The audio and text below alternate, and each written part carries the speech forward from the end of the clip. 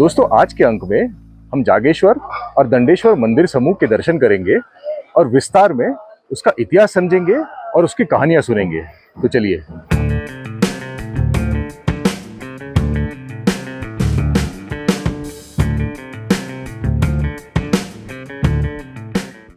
तो जागेश्वर की बात करने से पहले ये समझ लेते हैं कि जागेश्वर धाम में किन किन मंदिरों का समावेश होता है। एक तो ये बड़ा सा समूह जहां हम खड़े हैं, दूसरा दंडेश्वर जिनकी बात हम जल्दी करेंगे, और दूसरा इन दो के बीच जो छोटे मोटे मंदिर है, ये सारे मंदिर भी जागेश्वर के अंदर आते हैं।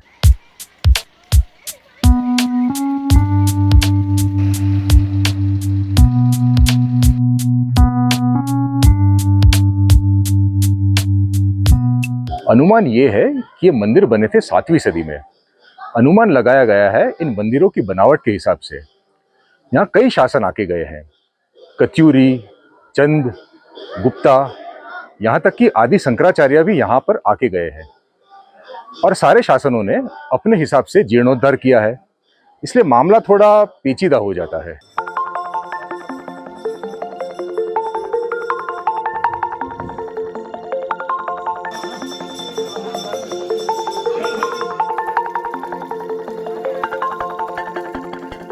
श्रद्धालुओं के लिए एक खास सूचना, अगर आप यहाँ दर्शन करने आते हो तो आपको एक निश्चित क्रम में दर्शन करने होंगे।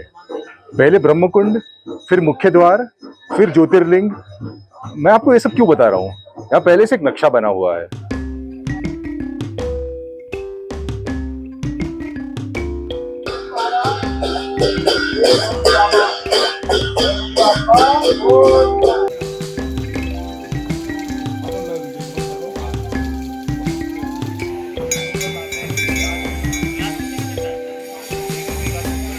मंदिर के परिसर के बाहर ही एक पेड़ है जिसे गजराज कहते हैं।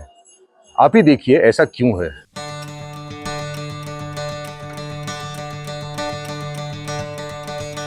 यहाँ पशुपत संप्रदाय के लोग भी आके गए हैं, और जितने शासन रहे हैं उतनी पौराणिक कहानियां भी है।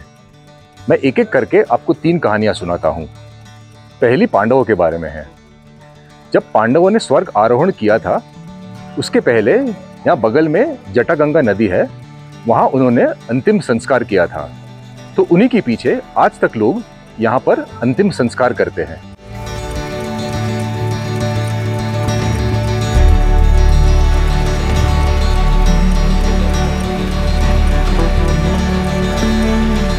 कहानी नंबर 2। यहाँ पे एक दंडक नामक राक्षस हुआ करता था, जिसने पूरे विस्तार को त्राहिमाम कर रखा था। तो उसे हराने के लिए शंकर भगवान ने तांडव नृत्य किया, और जागेश्वर मंदिर उसी जगह पे बनाया गया।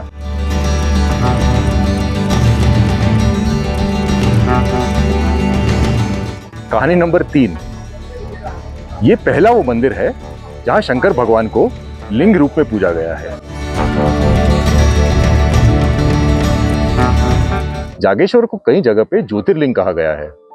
अब ज्योतिर्लिंग का अगर लिस्ट देखोगे तो उसमें जागेश्वर का नाम तो नहीं आता, इसलिए शुरू में मुझे समझ में नहीं आया। फिर थोड़ा ढूंढा मैंने, तब पता चला कि शिव पुराण में एक कहानी है जहां शंकर भगवान दंडकवन वन में ज्योतिर्लिंग के स्वरूप में प्रकट हुए थे।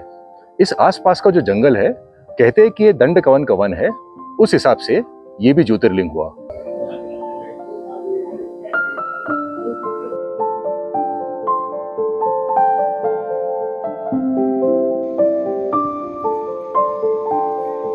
यहाँ जो मुख्य मंदिर है, वहाँ शंकर भगवान को बाल रूप में पूजा जाता है।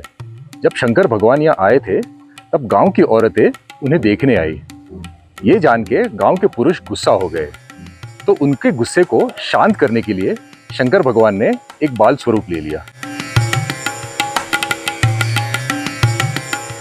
आप कई शंकर भगवान के मंदिरों में गए होंगे, वहाँ आपको सिर्फ शिवलिंग दिखा होगा, लेकिन ये एक ऐसा मंदिर है जहाँ शंकर भगवान के साथ पार्वती को भी पूजा गया है। यहाँ जो मुख्य शिवलिंग है वो 2 हिस्सों में बटा है। जो बड़ा हिस्सा है वो शंकर भगवान का प्रतिनिधित्व करता है, जो छोटा हिस्सा है वो पार्वती का। यहाँ जो ज्योत जल रही है वो बरसों से चलती आ रही है। शंकर भगवान के साथ यहाँ 2 और अष्टधातु की मूर्तियां हैं, चंद राजाओं की, दीपचंद और त्रिपाल चंद।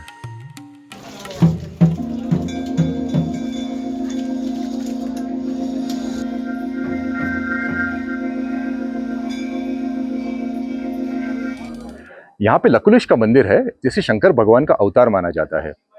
लकुलिश का जन्म गुजरात में हुआ था और फिर वो यहाँ पे आ गए। उनके पीछे पीछे गुजरात से उनके अनुयायी भी यहाँ पर आ गए। इसीलिए कहते हैं कि कुमाऊनी और गुजराती में काफ़ी समानता है। अब गुजराती तो मैं अच्छी तरह से समझता हूँ, लेकिन पिछले 2 दिनों से मैं कुमाऊनी सुन रहा हूँ, मेरे पल्ले कुछ भी नहीं पड़ रहा है। हाँ, लेकिन एक समानता है। गुजराती में जिसे है को छे कहते हैं, उसी तरह से कुमाऊनी में उसका प्रयोग होता है।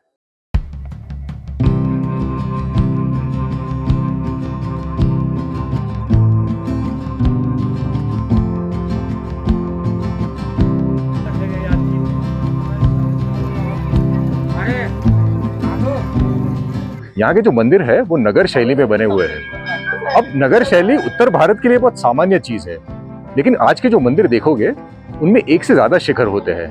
क्योंकि ये मंदिर पुराने हैं, इसलिए इन मंदिरों में सिर्फ एक शिखर है।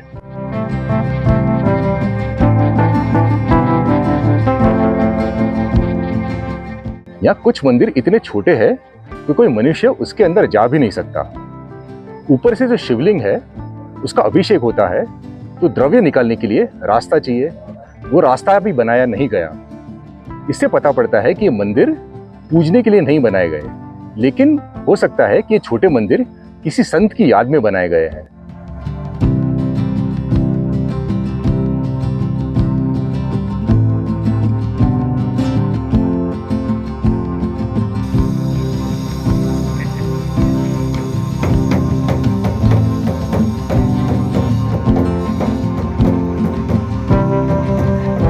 मेरे पीछे जो मंदिर है वो इस परिसर का सबसे बड़ा मंदिर है।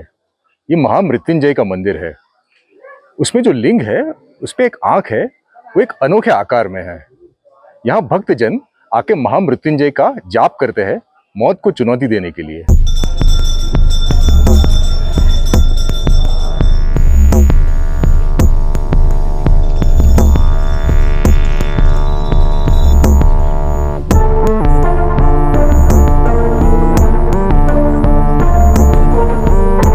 मंदिर के बगल से एक रास्ता जाता है जो आपको प्राचीन चंद्रिका माता और कुबेर के मंदिर तक लेके जाएगा। उसको भी जरूर देखना।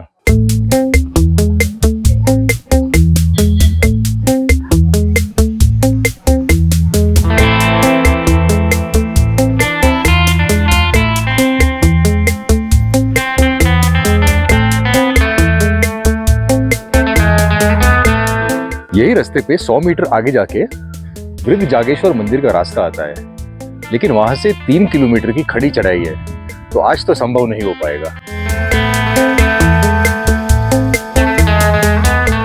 मंदिर से 100 मीटर की दूरी पे ही यहाँ पे जागेश्वर का संग्रहालय है। वो सारी मूर्तियां जो आप मंदिरों में नहीं देख पाए हो, आपको इस संग्रहालय के अंदर देखने मिलेगी। देखने में सिर्फ आपको 5 से 10 मिनट लगेगी, लेकिन इसे मिस मत करना।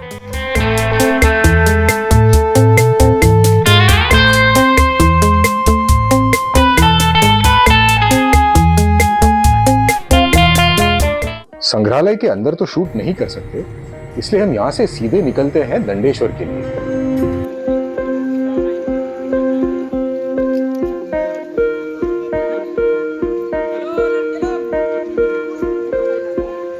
तो जागेश्वर से निकल के अब हम आ गए हैं दंडेश्वर। जागेश्वर धाम परिसर का दंडेश्वर सबसे बड़ा मंदिर है। इस परिसर में और 14 छोटे मंदिर भी हैं। अब दंडेश्वर शब्द को लेते हैं, वो 2 शब्दों का मिश्रण है, दंडा और ईश्वर। यहां दंड को सजा के तौर में उपयोग नहीं किया गया।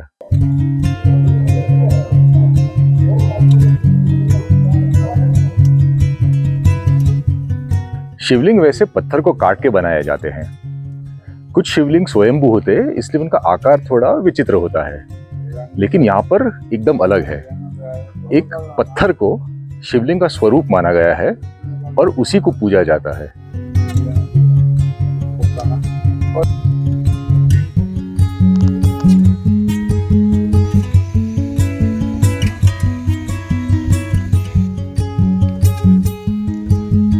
इस परिसर में आपको मेरे पीछे एक अधूरा मंदिर दिख रहा होगा। जब ये मंदिर बन रहा था तब देवी माँ बनाने वाले के सपने में आई और कहा कि मंदिर उतना लंबा होना चाहिए ताकि बागेश्वर से भी नजर आए। अब बागेश्वर यहाँ से अगर आप गाड़ी में जाओगे तो कुछ 70-80 किलोमीटर दूर है, और अगर सीधे जाते हो तो कुछ 40 किलोमीटर होगा। अब इतना लंबा बनाने का कार्य असंभव हुआ, इसलिए मंदिर अधूरा ही छोड़ा गया।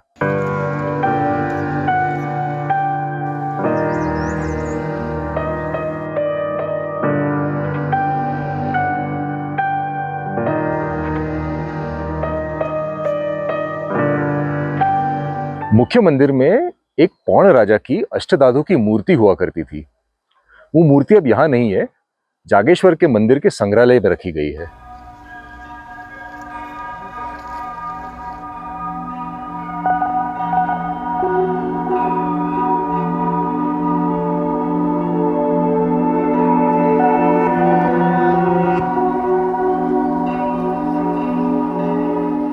नचिकेत चंचानी नामक एक निष्णात है।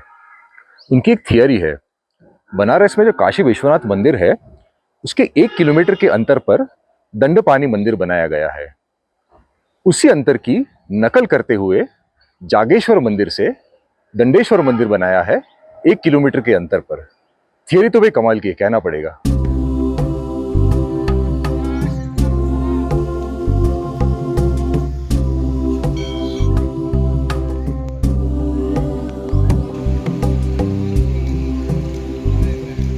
हमारा अगला एपिसोड होने वाला है कसार देवी मंदिर और कटारमल सूर्य मंदिर के रहस्यों के ऊपर। अगर आप चैनल के लिए नए हो तो सब्सक्राइब करके साथ में आ जाए। अगर आपको ये एपिसोड पसंद आया है तो इसे लाइक कर दीजिए और कमेंट सेक्शन में हमें बताइए कि आपको इसमें क्या अच्छा लगा। Thanks for watching.